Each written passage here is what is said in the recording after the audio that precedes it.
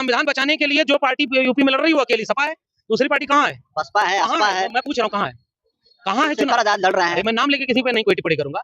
संविधान बचाने की लड़ाई जब लड़ी जा रही है तो जो सामने लड़ रहा है उसका साथ देना जरूरी है कि नहीं? बाबा साहब अम्बेडकर एक पार्टी के होते तो उसी उत्तर प्रदेश में दो पार्टी क्यों बनी है? बाबा साहब की बनी बनाई पार्टी के बाद भी कांशीराम जी ने अलग पार्टी क्यों बनाई? बाबा साहब का बनाया संगठन वाम से कितने टुकड़ों में क्यों टूटा? विचारधारा पार्टी व्यक्ति से ऊपर की चीज है, विचारधारा एक बड़ी चीज होती है और जो विचार के साथ है हम उसके साथ। आप सभी साथियों को क्रांतिकारी नमो बुधाय, जय संविधान। मैं रमन उजरन और आप देख रहे हैं अध्यात्म पावर। साथियों, वैसे हर एक राजनीतिक पार्टी आजकल ये दावा कर रही है कि हम बाबा साहब डॉक्टर भीमराव अंबेडकर का सम्मान करते हैं, हमारा देश संविधान से चलना चाहिए। लेकिन साथियों, कितने परसेंट लोग सहमत हैं कि सभी राजनीतिक पार्टियां बाबा साहब डॉक्टर भीमराव अंबेडकर का सम्मान करती हैं? अगर बाबा साहब डॉक्टर भीमराव अंबेडकर का सम्मान करती तो इस तरह से हर दिन बाबा साहब डॉक्टर भीमराव अंबेडकर का अपमान नहीं होता। साथियों, आप लोगों ने देखा कि इस साल बाबा साहब डॉक्टर भीमराव अंबेडकर के जन्म जयंती पर जितनी भी राजनीतिक पार्टियां हैं उन सब ने बाबा साहब डॉक्टर भीमराव अंबेडकर की जन्म जयंती मनाई, सबने माला पहनाया। लेकिन दुर्भाग्य देखिए साथियों कि इस साल बाबा साहब डॉक्टर भीमराव अंबेडकर के जन्म जयंती पर सबसे ज़्यादा बाबा साहब डॉक्टर भीमराव अंबेडकर की प्रतिमा तोड़ी गई। मतलब हर साल का रिकॉर्ड टूट गया इस साल, जो बाबा साहब डॉक्टर भीमराव अंबेडकर की प्रतिमा तोड़ी गई।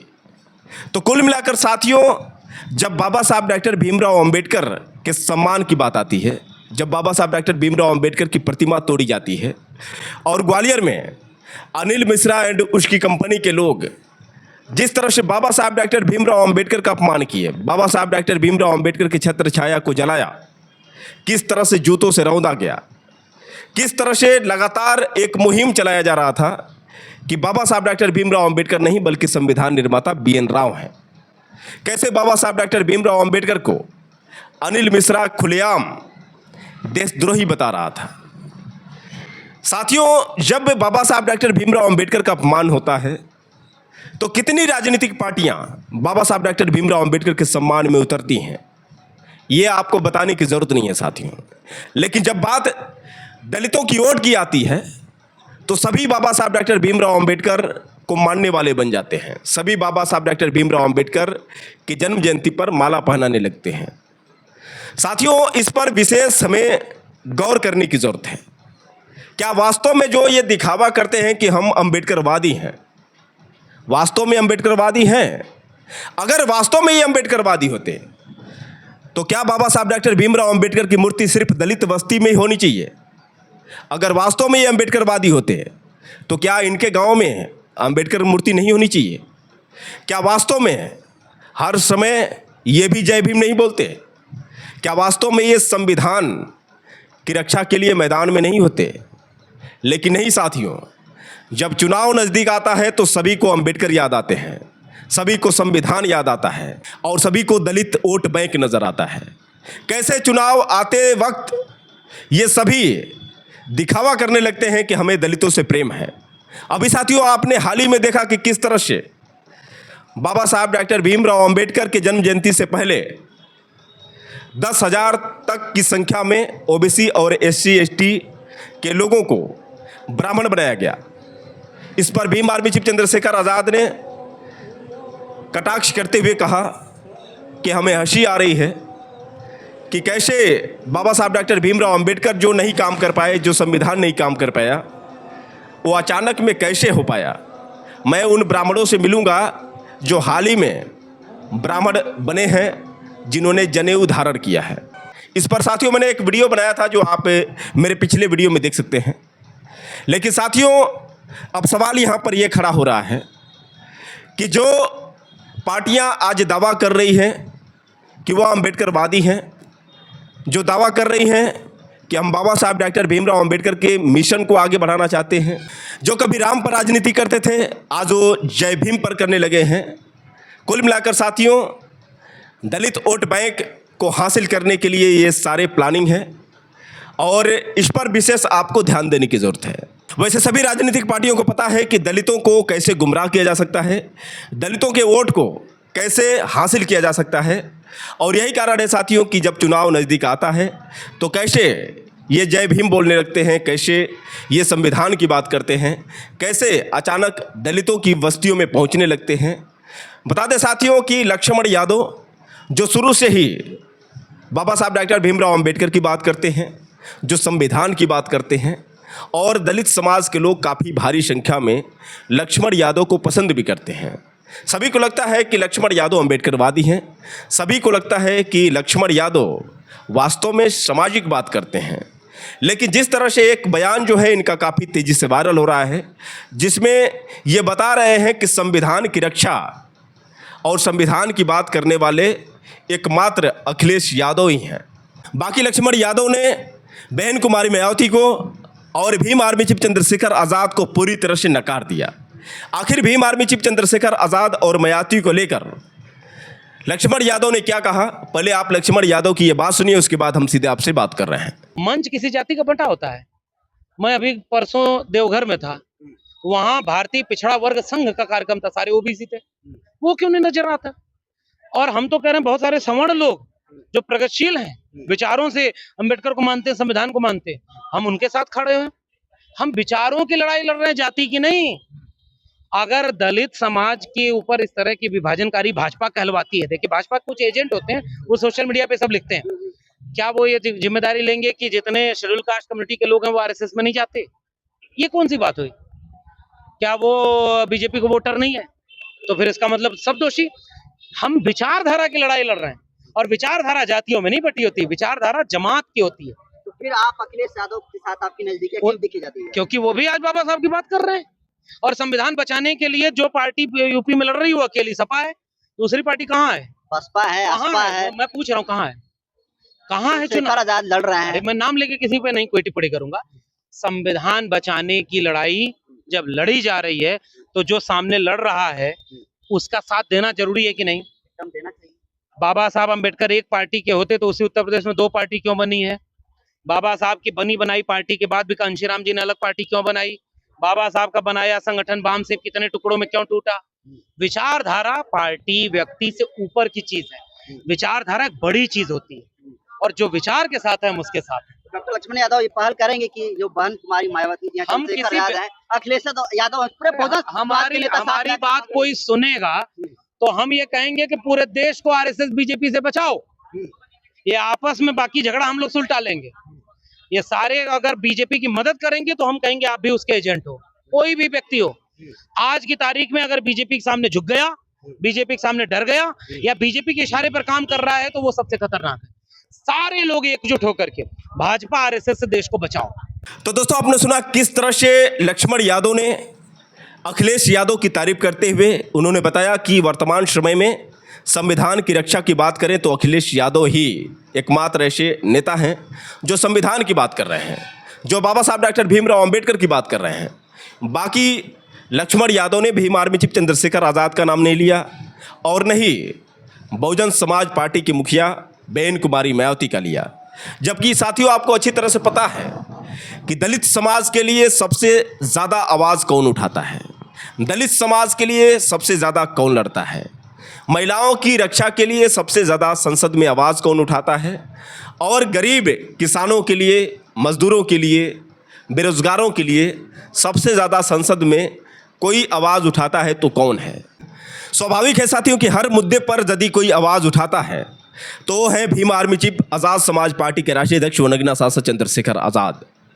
साथियों आपको याद होगा कि जब यूजीसी का मुद्दा था, जब यूजीसी मामले में आवाज़ उठाने की बात थी, यूजीसी नियम पर समर्थन करने की बात थी, तो फिर कौन सी ऐसी पार्टी थी जो यूजीसी के समर्थन में बात की?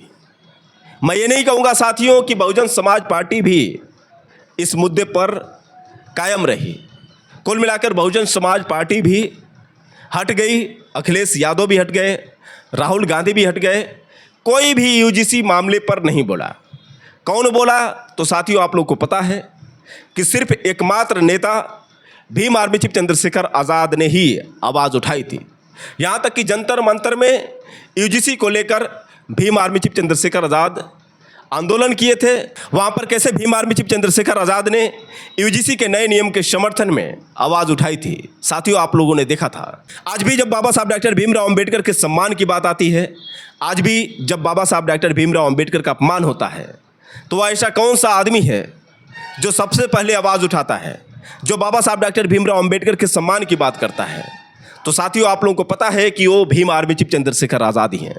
कुल मिलाकर साथियों, अगर बहुजनों की बात करें, अगर महिलाओं की बात करें और बाबा साहब डॉक्टर भीमराव अंबेडकर के संविधान की रक्षा की बात करें, बाबा साहब डॉक्टर भीमराव अंबेडकर के सम्मान की बात करें, तो सबसे पहले अगर कोई सामने नज़र आते हैं तो सिर्फ भीम आर्मी चीफ चंद्रशेखर आज़ाद ही आते हैं। जो राजनीतिक पार्टी कभी बाबा साहब डॉक्टर भीमराव अंबेडकर का अपमान करती थी, जो बाबा साहब डॉक्टर भीमराव अंबेडकर के बने पार्क का विरोध करती थी, जो बहुजन महापुरुषों के नाम पर बनाए गए जिलों के नाम को हटा दिया, हम बात कर रहे हैं साथियों अखिलेश यादव जी की। अखिलेश यादव जो बहन कुमारी मायावती द्वारा बनाए गए बाबा साहब डॉक्टर भीमराव अंबेडकर के पार्क का विरोध किए थे, कैसे बहुजन महापुरुषों के नाम पर बहन जी द्वारा बनाए गए जो भी जिले थे, उन जिलों का नाम इन्होंने हटवा दिया। ये साथियों आप लोगों को बताने की ज़रूरत नहीं है। अब साथियों, जैसा कि दलित वोट बैंक के लिए अखिलेश यादव भी बाबा साहब डॉक्टर भीमराव अंबेडकर के सम्मान की बात कर रहे हैं, संविधान की बात कर रहे हैं, और यह पहली बार नहीं है साथियों, जब भी चुनाव नज़दीक आता है तो अखिलेश यादव ऐसा करते हैं। पिछली बार लोकसभा चुनाव में भी अखिलेश यादव ने दलितों को गुमराह करने में कोई कसर नहीं छोड़ी थी, और वास्तव में अखिलेश यादव को इसका भरपूर फायदा भी मिला। कुल मिलाकर 37 सीटें उन्होंने पाई थी। बता दें साथियों कि 37 सांसद अखिलेश यादव के हैं। लेकिन साथियों, कब आपने देखा है कि बाबा साहब डॉक्टर भीमराव अंबेडकर का अपमान होता है? जब संविधान की बात आती है, जब दलितों पर जुर्म होता है, जब महिलाओं पर अत्याचार होता है, जब बेरोजगारों की बात आती है, जब किसानों की बात आती है, जब यूजीसी का मुद्दा आया था, तो कितने इनके सांसद संसद में आवाज़ उठाए थे। आपने देखा था साथियों कि कोई भी समाजवादी पार्टी का सांसद आवाज़ नहीं उठाया था। तो साथियों, सिर्फ दलितों के वोट बैंक के लिए, दलितों के वोट के लिए ये दिखावा करना कहीं ना कहीं सही नहीं है। अच्छी बात तब होती जब सभी लोग दिल से भी बाबा साहब डॉक्टर भीमराव अंबेडकर का सम्मान करते हैं। अच्छी बात तब होती जब दिल से दलितों के बारे में सोचते। अच्छी बात तब होती जब वास्तव में संविधान की रक्षा की बात ये दिल से करते हैं। लेकिन नहीं साथियों, जब चुनाव आता है दलितों के वोट के लिए ये दिखावा करते हैं, यही बात अच्छी नहीं लगती है। वैसे साथियों, लक्ष्मण यादव हमेशा बहुजन विचारधारा की बात करते हैं, बाबा साहब डॉक्टर भीमराव अंबेडकर के सम्मान की बात करते हैं, अच्छा लगता है। लेकिन जिस तरह से बहुजन समाज पार्टी की मुखिया बहन कुमारी मायावती और चंद्रशेखर आज़ाद को इन्होंने इग्नोर किया, ये बात कहीं ना कहीं समझ से परे है। वैसे साथियों, आपको बता दें कि लक्ष्मण यादव ने बहुत सारे ऐसे मुद्दों पर भी बात की जो काफ़ी अच्छी लगी। बाबा बागेश्वर पर भी इन्होंने बात की, जो 4 बच्चों को लेकर उन्होंने बात की थी, और बीजेपी पर भी जमकर हमला बोले। कैसे लक्ष्मण यादव ने जमकर वार किया बाबा बागेश्वर और साथ ही साथ भाजपा पर। तो पहले आप ये वीडियो देखिए, उसके बाद हम सीधे आपसे बात कर रहे हैं। इस इलाके के तमाम प्रगतिशील लोगों का, बहुजन समाज के लोगों का और समाजवादी ख्याल के लोगों का एक बड़ा सम्मेलन, समता अधिकार सम्मेलन हुआ। और इस सम्मेलन का मकसद ये था कि इस देश को संवैधानिक तरीके से चलाया जाए। न्याय और समता, जो डॉक्टर बाबा साहब अम्बेडकर के विचार का मूल था, जो संविधान की प्रस्तावना में है, वो आम नागरिक तक पहुंचे। समता की बजाय हम देख रहे हैं कि विषमता बढ़ रही है। जाति के नाम पर विषमता, धर्म के नाम पर विषमता, आर्थिक विषमता। भारत मुट्ठी भर, भारत बहुत अमीर होता जा रहा है, बाकी लोगों को 5 किलो अनाज भी देना पड़ रहा है। गरीबी, बदहाली, भुखमरी, बेकारी, सब, तो ये खाई बढ़ती जा रही। ये समता के खिलाफ है। न्याय की बात अगर आप करें तो न्याय की बजाय जुल्म जिसके ऊपर हो रहा है उसी के ऊपर और न्याय के तंत्र उसके विरोध में काम कर रहे हैं। न्यायपालिका को लेकर निराशा है, पुलिस प्रशासन को लेकर निराशा है कि कमजोर को न्याय नहीं मिल रहा है, गरीब को न्याय नहीं मिल रहा है। तो जब न्याय और समता ही नहीं होगी तो भारत सबका कैसे बनेगा? आइडिया ऑफ इंडिया की बुनियाद ये है कि सब बराबर होंगे। अगर जात के नाम पर मुट्ठी भर लोगों को ताकत मिलेगी, बाकी लोगों को एहसास कराया जाएगा बार बार कि तुम कमजोर अभी भी हो। अगर धर्म के नाम पर लड़ने का माहौल हमेशा बनाया जाएगा तो मुल्क तरक्की कैसे करेगा?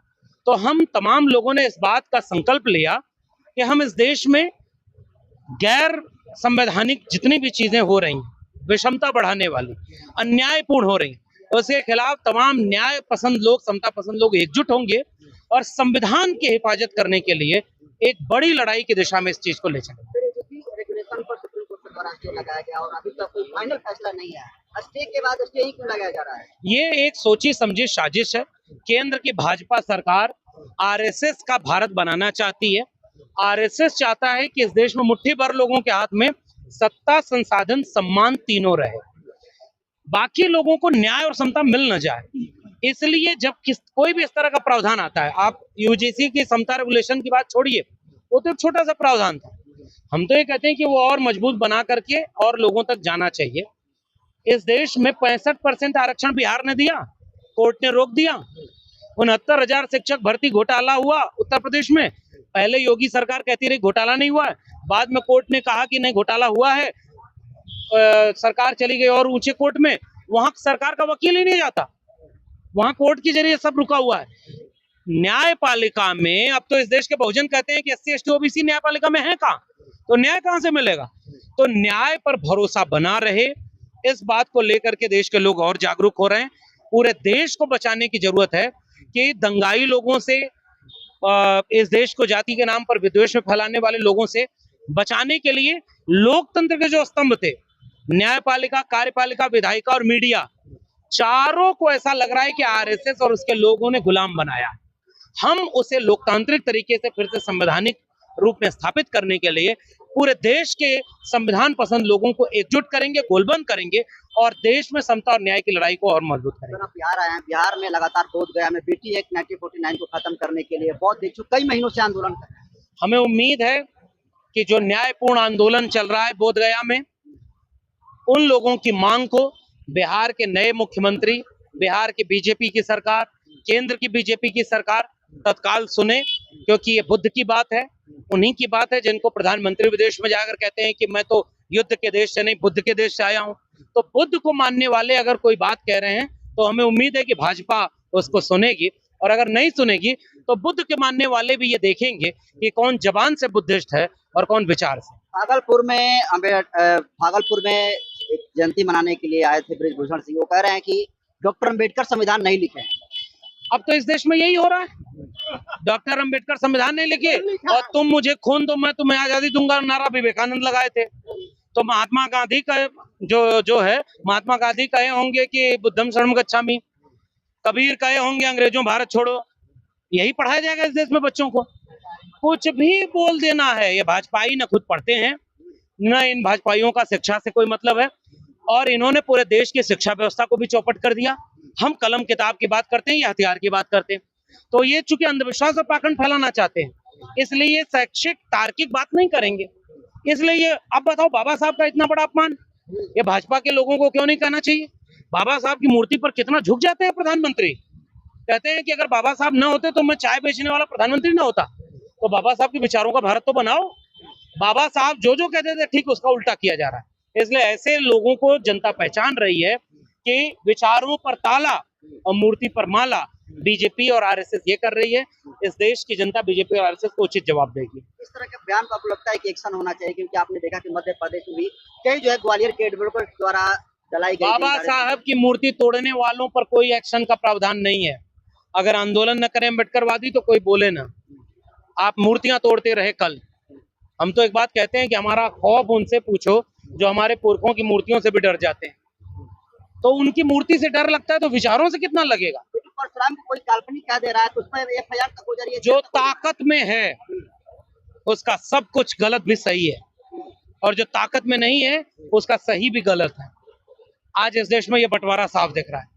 आप भाजपा के हो तो आप ताकत में हो, कुछ भी करो, हथियार बांटो, झूठ बोलो, नाली के गैस से चाय बनाओ, सिलेंडर गायब कर दो, महंगाई बढ़ा दो, देश को सरेंडर करा दो दुनिया के सामने, महंगाई, बीमारी, बेकारी सब फैला दो, तब भी आप अवतारी हो, नॉन बायोलॉजिकल हो, महान हो।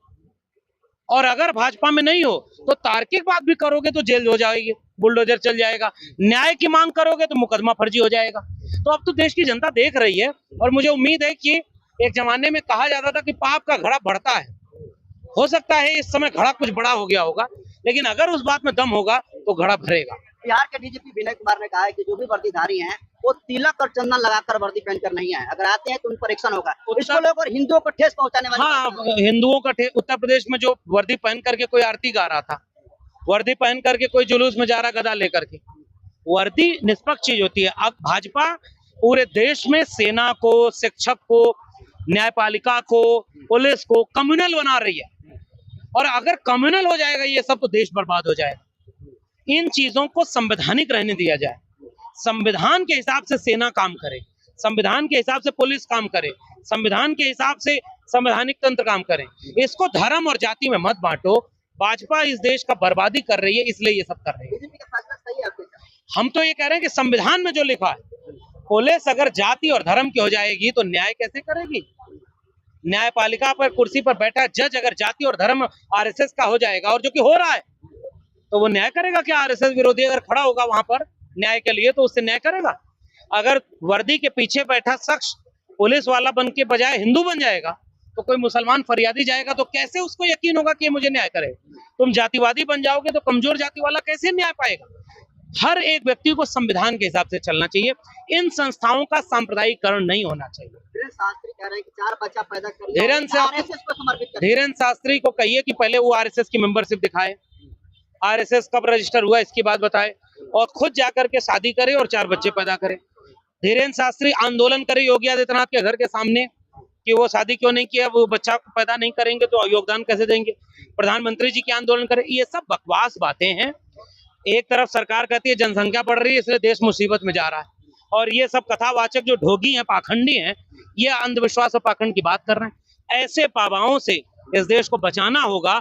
तर्क विवेक वैज्ञानिक चेतना को बचाने के लिए अगर एक बाबा की जरूरत है तो बाबा साहब पर्याप्त हैं, बाकी बाबाओं से इस देश को बचाइए। हम तो कबीर को मानने वाले हैं कि जो दिल में है उसकी दुकानदारी ठीक नहीं। पश्चिम बंगाल में चुनाव चल रहा है, रवि किशन बयान दिए हैं कि अगर हमें वोट नहीं दोगे फिर कोई बचाने वाला नहीं आएगा। जहां वोट दिया वहां को बचाने वाला कौन गया? उत्तर प्रदेश में सिलेंडर मुफ्त मिला, दिल्ली में 2500 रुपया मिलेगा हर महिला को, 1.5 साल हो गया दिया। जहां जहां बीजेपी की सरकार है वहां हिंदू धर्म सुरक्षित हो गया। ये सब झूठों की सरकार है। झूठ बोलने वाले पूरे देश को झूठ बोल रहे हैं। मैं नाराज जनता से हूं। अनपढ़ झूठ बोले इसमें आश्चर्य नहीं है, पढ़े लिखे अनपढ़ के झूठ पर ताली बजा रहे हैं, मुझे इस बात से अफसोस है। तो दोस्तों, आपने सुना किस तरह से लक्ष्मण यादव ने जमकर वार करते हुए बाबा बागेश्वर और साथ ही साथ आरएसएस भाजपा पर भी जमकर हमला किया। वैसे साथियों, आपको बता दें कि लक्ष्मण यादव जो समाजवादी पार्टी के मुखिया अखिलेश यादव की तारीफ किए, और किस तरह से उन्होंने जब चंद्रशेखर आज़ाद और बहन कुमारी मायावती को इग्नोर किया, उसके बाद तमाम बहुजन समाज के लोग जो हैं अब लक्ष्मण यादव का विरोध करने लगे हैं। बता दें साथियों कि बहुत सारे यूज़रों ने लक्ष्मण यादव के इस बयान को लेकर कमेंट किया है। आप देख सकते हैं, विकास कुमार जाटव नामक यूज़र ने लिखा है, सीखो कुछ इससे सीखो। यह बंदा बहन जी पर भड़क रहा है और अखिलेश को दुलार रहा है, कारण सजाती पक्ष। यह पूरे दिन धार्मिक कर्मकांड ई मनोहर कहानियाँ सुनाएगा, लेकिन शंकराचार्य के चरणों में हाथ जोड़कर बैठे अखिलेश जी पर एक शब्द नहीं कहेगा। लेकिन मैं इसका सम्मान करता हूं, क्योंकि बंदा अपना है, इसलिए अखिलेश के प्रति कृतज्ञ है। बल्कि उससे ज़्यादा जाति ई बात आने पर यादव पक्ष के साथ खड़ा मिलेगा। एक यादव परिवार ने अपने चमार जाति के रेलवे कर्मचारी को केवल इसलिए मार दिया क्योंकि वो यादव परिवार का लड़की से प्यार करता था। ताज उसमें यह बंदा कह रहा था खुद जहर खाया। मतलब स्थानीय पुलिस सच्चाई बता रही है, और यह 800 किलोमीटर दूर बैठकर कहानी गढ़ रहा था।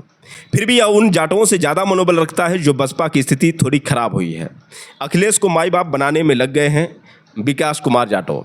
एक और यूज़र ने लिखा है, फेसबुक पर अचानक से एक वीडियो सामने आ गया जिसमें एक बहुजन रिपोर्टर ने संविधान बचाने वाले मुद्दे को लेकर जब बहन मायावती जी और चंद्रशेखर आज़ाद का नाम लिया तो लक्ष्मण यादव भड़क उठा और कहने लगा उत्तर प्रदेश में संविधान बचाने की लड़ाई सिर्फ समाजवादी पार्टी लड़ रही है। यह उसी नेता की पार्टी को संविधान का रक्षक मान रहा है जिस पार्टी का नेता अखिलेश यादव अंबेडकरवाद से नफरत करने वाले और वर्ण व्यवस्था एवं मनवाद का समर्थन करने वाले शंकराचार्य अविमुक्तेश्वरानंद के पैरों में पड़कर आशीर्वाद लेते हैं और खुद लक्ष्मण यादव बहुजन महापुरुषों के नाम पर बने मंच पर देवी देवताओं पर टिप्पणी करते हुए दलित समाज को भड़काता, जबकि लक्ष्मण यादव की पार्टी का नेता अभी हाल ही में विशाल मंदिर का निर्माण करवाता है।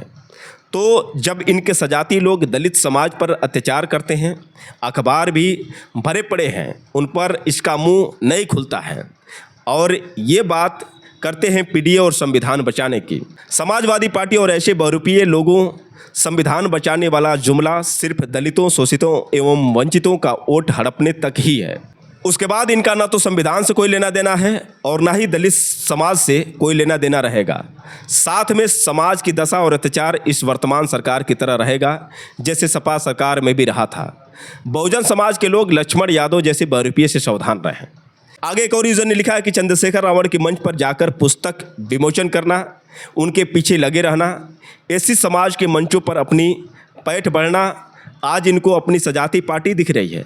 न संविधान कल खतरे में था, न आज एससी समाज के लोगों इनको मंच पर जगह देना बंद करो, धक्का मारकर निकाल दो, सही रहेगा। सपा के अघोषित प्रवक्ता। आगे एक और यूज़र ने लिखा है कि अभी इसके यादव जाति के योगी और मोदी जी होते तो उनको संविधान का रक्षक बता देता यह लक्ष्मण यादव। उदाहरण मोहन यादव को संविधान रक्षक और मसीहा मानते हैं ये सब। जब समाजवादी पार्टी इसे पूछती तक नहीं थी तब यह यादव दलितों के मंच पर जाकर प्रसिद्धि हासिल की। इसने कई बार यह बोला कि अखिलेश यादव ने बाबा साहेब के नाम से बने जिला पार्क संस्थान का नाम बदला, बाबा साहेब का अपमान किया जो गलत था। उस समय इसको प्रसिद्ध होना था इसलिए सही बोल रहा था। संविधान को तार तार करने वाले अपने सरकार में अखिलेश यादव के बारे में चिंतित रहता था। ये यादव फर्जी का प्रोफेसर, यह इतना बड़ा जातिवादी सामंतवादी सोच के व्यक्ति हैं। इसके जिला आजमगढ़ में संजय यादव ने दलितों को बाबा साहेब के गाना बजाने पर मारा था। 2025 में जब मैंने इसे अवगत कराया तो यह जातिवादी सामंतवादी मुझे ब्लॉक करके यदुवंश का गौरव प्राप्त किया। भारत में कोई संविधान और बहुजन महापुरुषों को नहीं मानता तो वह समाजवादी पार्टी और उसके यादव समर्थक हैं जो आए दिन दलितों पर अत्याचार करते हैं और दलितों को 5 किलो राशन कहकर चिढ़ाते हैं। तो साथियों, आपने सुना किस तरह से बहुजन समाज के लोगों में लक्ष्मण यादव के प्रति आक्रोश नजर आ रहा है। कुल मिलाकर साथियों, जब कोई भी बाबा साहब डॉक्टर भीमराव अंबेडकर के सम्मान में बात करता है, जब बहुजन महापुरुषों की बात करता है, जब संविधान की बात करता है, तो स्वाभाविक है साथियों कि दलित समाज के लोग उसको समर्थन देते हैं, उसको पसंद करते हैं। लेकिन जब वही बाबा साहब डॉक्टर भीमराव अंबेडकर के विचारधारा के विरुद्ध बात करने लगता है तो दलित समाज के लोग उसे नकार भी देते हैं। वैसे साथियों, इन तमाम मुद्दों को लेकर आप लोग की क्या राय है, आप लोग कमेंट करके बताएं और हो सके तो इस वीडियो को ज़्यादा से ज़्यादा शेयर करें। तब तक के लिए क्रांतिकारी नमो बुद्धाय, जय भीम।